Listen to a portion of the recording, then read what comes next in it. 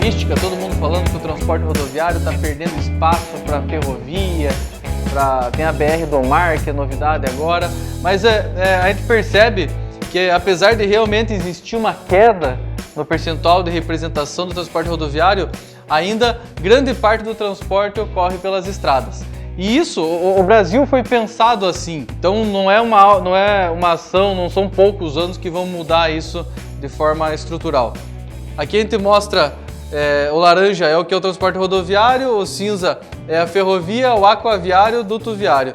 Então, o que vem crescendo e recebendo bastante investimento é o transporte ferroviário, que, novamente, ele não pega de dentro de uma planta, de uma indústria ou de um CD e leva até a porta do destinatário. O transporte ferroviário ele é limitado e sempre vai precisar de caminhão, sempre vai precisar da rodovia para fazer a primeira milha, o first mile ou o last mile, a última milha. Para entender um pouco mais dos números, a gente foi lá no site da NTT e pegou algumas informações. Então veja, a gente capturou lá, agora no mês passado, eram 2.337.000 veículos registrados na NTT e divididos da seguinte forma, entre TAC, TC e CTC.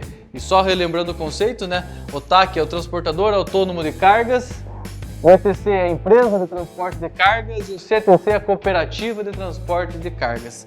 Então veja que a grande parte dos registros está em ETC, segundo momento o TAC. Sobre registro de transportadores, a gente tem 1.001.418 transportadores registrados. Como TAC, transportador autônomo, 766.000. Como ETC, 234.000 e como cooperativas 464. Quando a gente cruza essas informações, a gente vai perceber que para TAC, né, transportador autônomo de cargas, eu tenho 880.000 veículos com 766.000 registros, uma média de 1,15 veículos por registro. Então veja, esse daqui é o transportador autônomo que tem no nome dele o cavalinho, né, o tração, um semi-reboque ou muitas vezes 2 semi-reboques. Então, por isso essa média aqui. E o ETC, que são as transportadoras, tem 1.426.000 veículos com 234.000 registros, que resulta em 6 veículos em média por registro. E o que isso quer dizer? Que apesar de existir essas transportadoras gigantes que a gente vê por aí, com milhares de caminhões, essa média é baixa porque no final do dia, quem transforma, quem movimenta o Brasil são os transportadores pequenos, são os autônomos, são as empresas em fase de expansão, em fase inicial, como a maioria de nós aqui. Então, olhando para esses números, a única conclusão que a gente pode chegar de começo é que sim, o transporte rodoviário movimenta o Brasil. E mais, o transporte rodoviário representado pelas transportadoras pequenas e médias.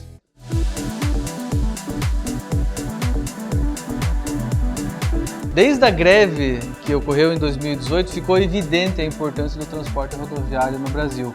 De lá para cá, o nosso segmento vem ganhando muita relevância no noticiário e investidores olhando para a gente. E agora, na pandemia do Covid-19, você deve ter percebido que o hábito de consumo do brasileiro, na verdade do mundo inteiro, mudou.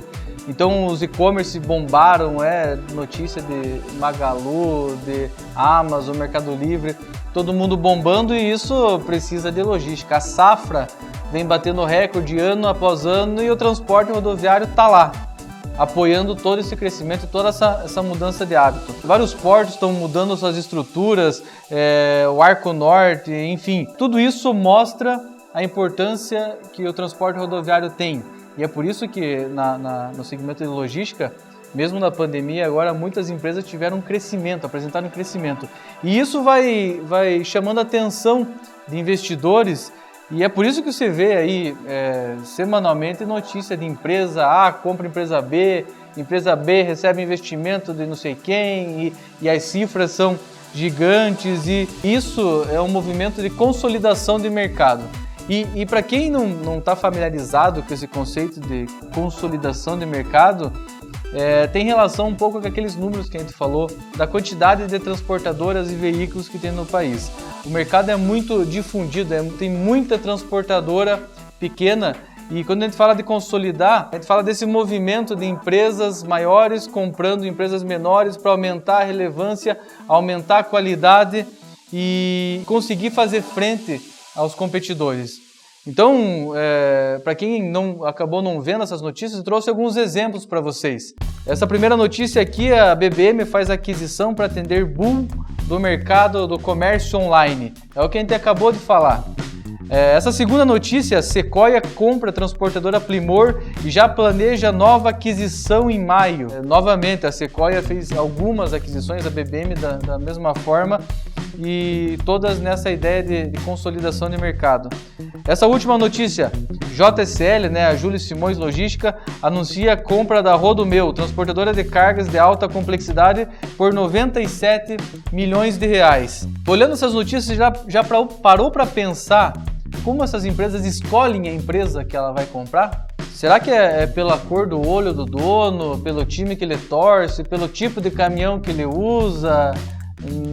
Não é nenhuma dessas opções. Será que é pelo lucro que a empresa dá? E daí você para pensar, poxa, mas o meu lucro não chega nem perto desses números que a gente encontra nas notícias. Mas eu vou te contar que não é só o lucro que essas empresas procuram e veem. Elas procuram olhar a estrutura da empresa, como que ela se organiza, qual que é o nível de maturidade dos controles e dos processos da empresa, da governança, qual que é o nível da tecnologia usada por essas empresas. Isso tudo torna uma empresa mais fácil de ser comprada e depois de gerar sinergia com a empresa que está fazendo o processo de consolidação.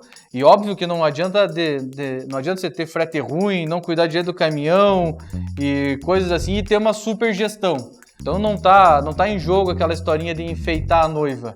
O jogo é sério, o jogo é jogado e quem faz a coisa certa, cuida dos processos comerciais, tem fretes entregando margem, tem processos organizados, tem tecnologia adequada, está elegível a participar desse processo de consolidação. Para encerrar, eu quero falar que eu sempre escuto o pessoal falando que caminhão não dá dinheiro. E realmente, quando mal gerido, mal cuidado, o caminhão dá prejuízo. É um negócio com muito risco.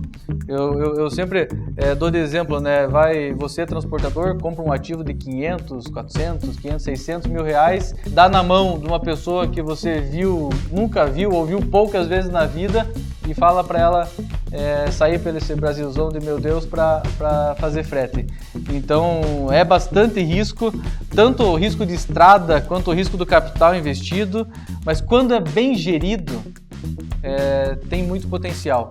Como tudo na vida, quanto mais risco, mais potencial de renda. Então, se você tem interesse, acha que faz sentido isso que eu estou falando, presta bastante atenção para você estar com a empresa bem montada e bem estruturada para esse processo de consolidação. Eu tenho um amigo meu que sempre fala que se você gosta muito da tua empresa, prepare ela para vender.